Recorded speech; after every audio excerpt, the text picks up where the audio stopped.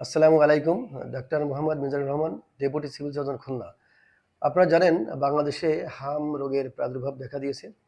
তো হাম আসলে একটি মারাত্মক ছোঁয়াচে রোগ এবং সংক্রামক ব্যাধি। হাম মূলত কি? হাম হচ্ছে মিজেলস ভাইরাস দ্বারা একটি সংক্রমিত একটি সংক্রামক ব্যাধি এবং আক্রান্ত ব্যক্তির সাধারণত হাসি, কাশির মাধ্যমে হাম ছড়িয়ে থাকে। কিভাবে আমরা বুঝবো যে একটি ব্যক্তি হাম দ্বারা আক্রান্ত হয়েছে?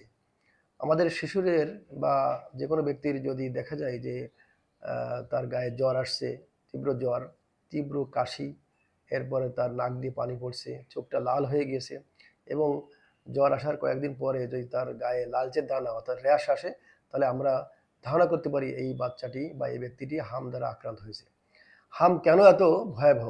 হাম এত ভয়াবহ এই কারণে যে যদি কোনো ব্যক্তি হাম দ্বারা আক্রান্ত হয়, তাহলে ওই হাম দ্বারা আক্রান্ত ব্যক্তি আরও 18 জনকে মানে সুস্থ মানুষকে কিন্তু সে হাম ছড়াতে পারে। এজন্য হাম এত ভয়াবহ। তো হাম হলে এর জটিলতা কি? হাম হলে এর জটিলতা হচ্ছে অর্থাৎ কমপ্লিকেশন হচ্ছে কি, যে হামের কারণে একজন ওই শিশুটির তীব্র নিউমোনিয়া হতে পারে, অনেক সময় অন্ধত্ব বরণ করতে পারে, এরপর তার মস্তিষ্কে প্রদাহ হতে পারে, ডায়রিয়া হতে পারে, অপুষ্টি হতে পারে এবং মস্তিষ্কে প্রদাহ হতে পারে। এই জন্যে হামের চিকিৎসা অবশ্যই প্রয়োজন। তাহলে হামের চিকিৎসা কি?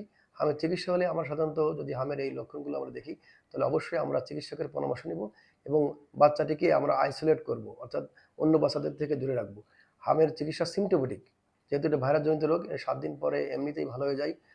তো আমরা প্রাথমিক চিকিৎসা যেটা দিয়ে থাকি সেটা হচ্ছে যে বাচ্চাকে জ্বরের জন্য জ্বরের চিকিৎসা অর্থাৎ প্যারাসিটামল, কাশির জন্য কাশির চিকিৎসা এবং তাকে অবশ্যই একটি ক্যাপসুল খাওয়াতে হয়, সেটা হচ্ছে ভিটামিন এ ক্যাপসুল এবং এটা চিকিৎসকের পরামর্শ অনুযায়ী কত ইউনিটের খাওয়াতে হবে চিকিৎসকই বলে দিবেন।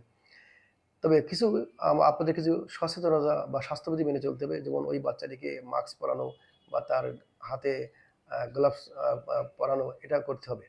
পাশাপাশি বাচ্চাকে অবশ্যই অন্য বাচ্চাদের থেকে আমাদের দূরে রাখতে হবে। তো হাম আক্রান্ত কোনো ব্যক্তি যদি আপনার বাড়ির আশেপাশে থেকে থাকে, অবশ্যই তাকে নিকটস্থ চিকিৎসকের কাছে নেবেন এবং আমাদের রুটিন ইপিআইতে আমরা যে ভ্যাকসিনগুলো দিয়ে থাকি, অর্থাৎ MR1 এবং MR2, একটা হচ্ছে আপনার 9 মাসে এবং একটা হচ্ছে 15 মাসে। এই ভ্যাকসিন দুটি অবশ্যই আপনাদেরকে কিন্তু আপনার বাচ্চাকেই অবশ্যই আমাদের প্রদান করতে হবে। তো এই হচ্ছে হাম সম্পর্কে আপনাদের আলোচনা। আশা করি হাম সম্পর্কে সচেতন থাকবেন, আপনার বাচ্চাকে সুস্থ রাখবেন। ধন্যবাদ।